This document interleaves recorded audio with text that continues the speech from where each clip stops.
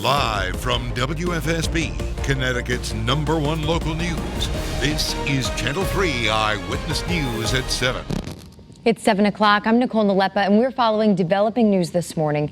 Grief counselors will be helping students and staff members at Litchfield High School deal with a heart-wrenching loss. 2 students died in a horrific car crash yesterday morning. Channel 3's Roger Susannon tells us how the community is leaning on one another for support. The campus community came together to remember Thomas Graveline and Matthew Rousseau. The 2 friends were both 16-year-old juniors at Litchfield High School who died in a fiery one-car crash in Torrington early Tuesday morning. Police say a Volvo went off Rossi Road and down an embankment before smashing into a tree. 3 other Litchfield High School students were also in the car and sustained serious injuries. Last night was the first time most of these students returned to Litchfield High School since the coronavirus outbreak in March. They are still struggling to come to grips with what the entire campus community here lost. I would have never thought that my friend Thomas would have died at age 16, and it's something hard to process. The other 3 students who were hurt in the crash have been identified as 16-year-olds Dylan Brokar and Anthony Casellas, along with Camilla Seymour. Today is her 15th birthday. Their classmates are thinking of them this morning, and so are we. Roger Susannon, Channel 3 Eyewitness News. Moving on now to the coronavirus here in Connecticut. We are now exactly 1 week away from phase 2 of reopening. The latest numbers show the state continues in the right direction. The number of people in the hospital right now is 2/3 lower than it was just 3 weeks ago. An additional 87 people have tested positive, and we also know that 13 more people have died. And there are 31 fewer people in the hospital this morning, so the total number of hospitalizations has dropped to just under 300, and more than 4,000 tests were performed in the last day. Now, during the governor's daily briefing, he said officials will continue to monitor any links between the results and large demonstrations. As long as hospitalizations and infection rates remain low, the governor says we're in a good position for phase 2 to happen on June 17th, which again is exactly a week from today. This will include opening up indoor dining, gyms, nail salons, hotels, outdoor events of up to 50 people, and much more. Now this morning, West Haven police are searching for the suspect accused of shooting a woman and seriously hurting her. Police say 29-year-old Nathan Collins fired at a woman several times. He's seen here on your screen. Investigators say the woman was hit once. So if you have any information, if you've seen this suspect, contact West Haven police.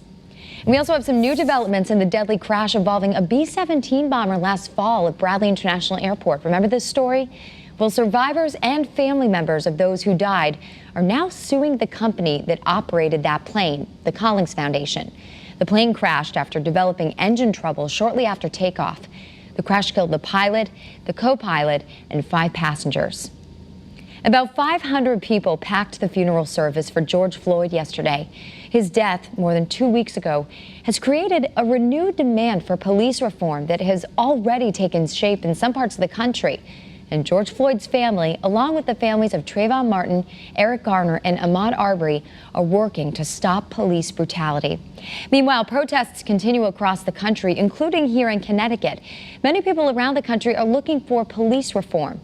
Some are specifically asking for defunding of police departments. Channel 3 Eyewitness News reporter Patricia Del Rio has the latest on what that means. Since the protests and marches in the wake of the death of George Floyd last month at the hands of a Minnesota police officer, demonstrators have been calling from everything from defunding police departments to disbanding them altogether. When asked if Governor Lamont would support defunding, he says no, but says police reforms are needed. We consider a police response the answer to a broader and broader variety of societal ills. And in many cases, you may find that it's a social worker. You may find that it's a mental health expert. You may find that it's an addiction expert. And we're asking our police to solve all these, where in fact, I think we need other folks who can get involved in the community to make a difference. That's why our community liaison is going to be a bigger piece of our portfolio going forward. State Senator Gary Winfield, who chairs the Judiciary Committee and also serves on the Public Safety Committee, says certain policing policies should also be looked at, like the chokehold. Some of this is going to relate directly to what we saw happen in Minneapolis, so banning chokeholds, a duty to intervene and report and things of that nature. Patricia Del Rio, Channel 3 Eyewitness News.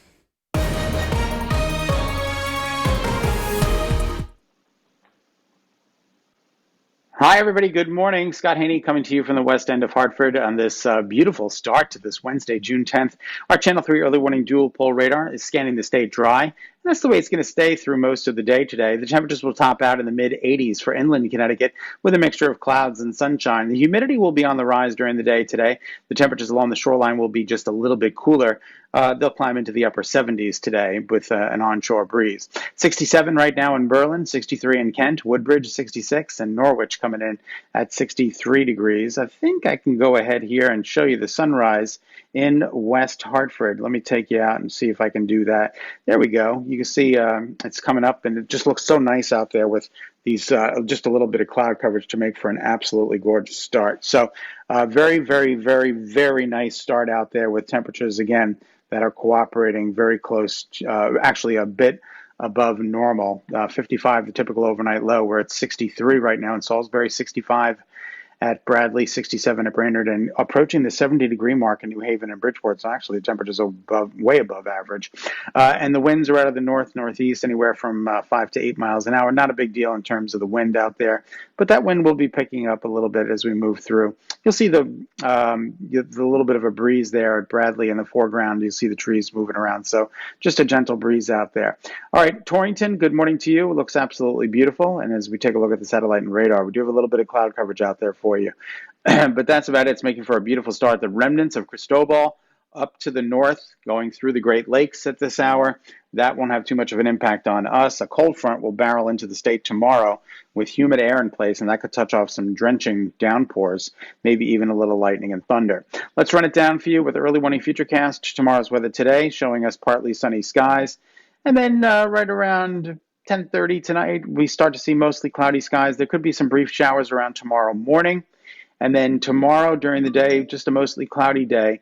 And then here comes the trouble between 3 and 4, 5, 6, and 7. Showers, maybe some thunderstorms. I don't think anything's going to be severe, but I'll certainly keep you posted if that changes. And then we pick it up at 7 p.m. tomorrow night. And then that system quickly moves on out. And Friday looks like a really good day with dry conditions and lower humidity. Highs today climb into the mid-80s, partly sunny and more humid. And then your 7-day forecast includes 81 tomorrow. Humid with showers in the morning and then downpours in the afternoon. Could be some lightning and thunder in the afternoon and early evening. Friday and Saturday look good. Sunday, mostly cloudy with a chance for some passing showers. So Saturday's definitely the better of the 2 weekend days. And then Monday and Tuesday looking okay at this point. Here come your shoreline highs, just a little bit cooler than where we're headed inland. All right, that's a check of your early morning forecast. Nicole, we'll send it back to you. All right, looks pretty good. Thanks, Scott. And thank you for tuning in to Eyewitness News this morning. Remember, you can get news and weather updates anytime on the Channel 3 app. Have a great day, everyone.